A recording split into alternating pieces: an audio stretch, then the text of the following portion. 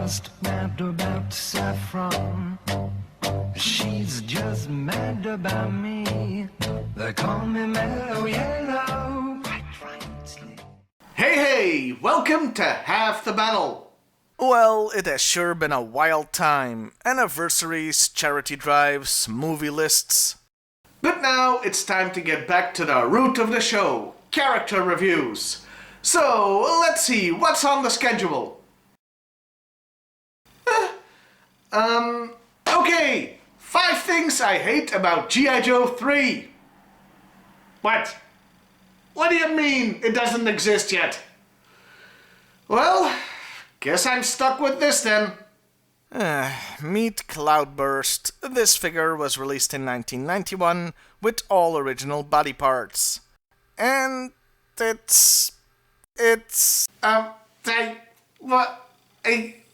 Everything about this figure is wrong! Let's break this down, shall we? First, there's the color scheme. It's all over the place. Mustard yellow over black and white with hot pink as the cherry on top? Yeah, this guy is from 1991. The year Eco-Warrior started. The year garish colors started replacing the more military look. This figure is a dark harbinger. Well, I should say a brightly colored harbinger of things to come. Moving on, his helmet, which isn't removable by the way, well, it's sure something. I just don't know what. If anything, it reminds me a little of that wrestling headgear you see from time to time. And directly below the helmet is his face. He sure doesn't look happy. He does look like my tax accountant. In fact, he looks like everybody's tax accountant, including the women. To add to the crap pile, the white plastic on his legs is prone to yellowing, the discoloration many figures with white plastic suffer from. Lastly, we go back to a topic that we've discussed before, though it has been a while. He's got a gun holstered right in the middle of his chest. This would make it more awkward to draw the gun, but more importantly, if he happens to be sitting down, the gun is pointed straight at his genitals. If there's a fault with the gun, or he gets a big jolt, well, that could cause it to go off, and then he can say goodbye to both Yo and his Joes. Look, there's a reason they call these things sidearms. Police and soldiers tend to holster them at their side, so they only shoot the ground if there's an accident. Moving on, Cloudburst came with 2 accessories. A generic gun that was reused a bunch of times, and a visor. This thing is very frustrating for collectors, since it was so easy to lose, so most toys of this guy you find on the secondary market won't have it. And why is that visor so hard to find? Well, for one thing, it's very small, but for another thing, Cloudburst was a vehicle driver. And the vehicle he came with doesn't lend itself to small accessory preservation. He came with a working glider. So, of course, kids would play with it, and when the thing landed, or more often than not crashed to the ground, that little visor would go flying. Truly Hasbro synergy at its finest. Hasbro don't really think ahead, do they? Couldn't they have foreseen that almost 30 years later, some nerd would be making videos on the internet bitching about it? Anyway, this was the only toy Cloudburst got in the original line. He did get a second figure in 2016, but, well, it's a convention exclusive, so I don't have it, and I can't really talk about it. In conclusion, I can just refer you back to what I said at the beginning of this review. Everything about this figure is wrong! So now it's time to move on to the character, which normally would start with the file card, but there's something else I want to discuss first.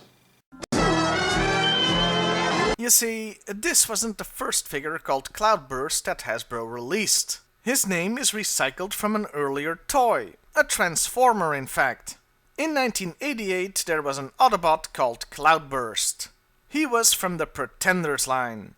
Though why they felt the need to add the name Pretenders to a toy line that already had as one of its taglines robots in disguise, I don't know. It just seems a bit redundant, that's all. Anyway, the gimmick of the Pretenders was they could hide their identities in a shell. In Cloudburst's case, he was disguised as a human. A 20-foot tall human, so it wasn't much of a disguise outside of a possible Robotech crossover. Yeah, Transformers could get weird. Anyway, back to the G.I. Joe called Cloudburst. Or, let's call him by his real name, as seen on the file card. This guy is Chuck Ram. Sorry, I should say Chuck Ram! Yeah, this guy's name is something the main character would be called in a bad Steven Seagal movie. Also known as a Steven Seagal movie. Look, they're bad movies, okay? Well, except for Under Siege. That one was pretty good. Plus, you get to see Erika Eleniak's boobs. What was I talking about again? Oh right, Cloudburst. Yeah, my point was that Chuck Ram sure is a manly name. Too bad he's a nerd! Yeah, the reason he was noticed by the Joe team is because he designed and built his own gliders and is now supervising the G.I. Joe Super Stealth Glider program. He's a perfectionist who's always trying to improve his gliders. Now, personally, if I were on the Joe team, I would be a bit worried to see the guy who built my glider tinkering with it all the time because he didn't think it was good enough.